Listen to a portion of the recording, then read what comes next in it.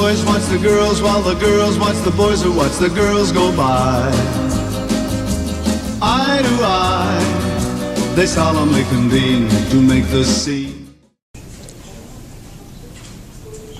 Ultime battute del 36esimo Film Festival di Montréal.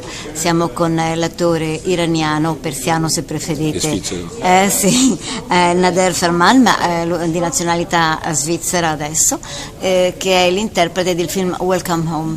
È un film bello ma difficile, molto difficile da capire. Est-ce que vous voulez expliquer à notre spectateur ce film très beau où Bruxelles c'est divine?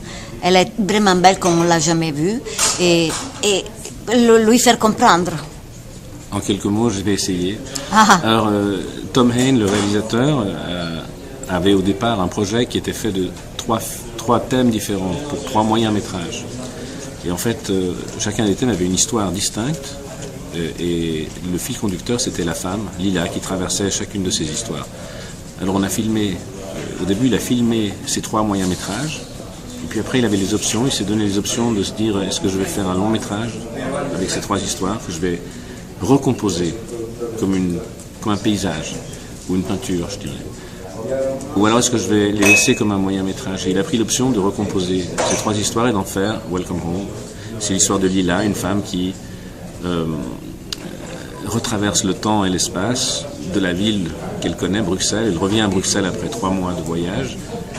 Et en fait, on dit que pour moi, le film n'est pas dans une narration linéaire où il y a un début, on pourrait dire un milieu et une fin, mais il y a une progression, c'est un portrait de l'âme, donc il n'y a pas de temporalité ni d'espace défini.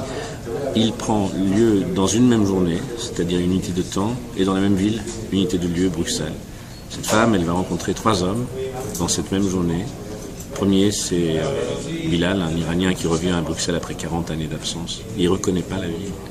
Il est triste. Il ne retrouve pas la maison où il a vécu ses premiers amours, où il a vécu ses premières émotions.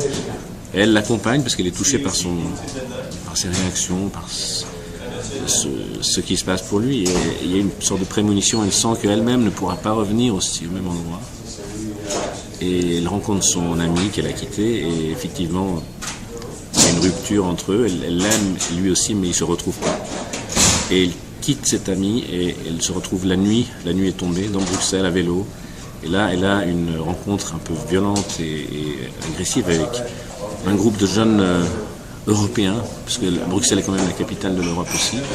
Ce sont des gens très ambitieux, un peu arrogants, qui sont un peu high comme ça et qui vont, dont l'un d'entre eux va être le témoin de quelque chose de tragique avec elle et il va l'accompagner. Et donc voilà, cette femme, elle s'interroge sur son identité, qu'est-ce qu'elle fait là. Quelque part, le film s'interroge sur lui-même parce que il est aussi recomposé et il cherche à se trouver et je crois qu'il se trouve finalement. Enfin, j'espère que les spectateurs vont le rencontrer. Et puis il y a Bruxelles, qui est cette ville en plein essor, en plein bouleversement, où plein de pays européens viennent d'arriver, d'être membres de la communauté européenne. Et ça, c'est aussi un grand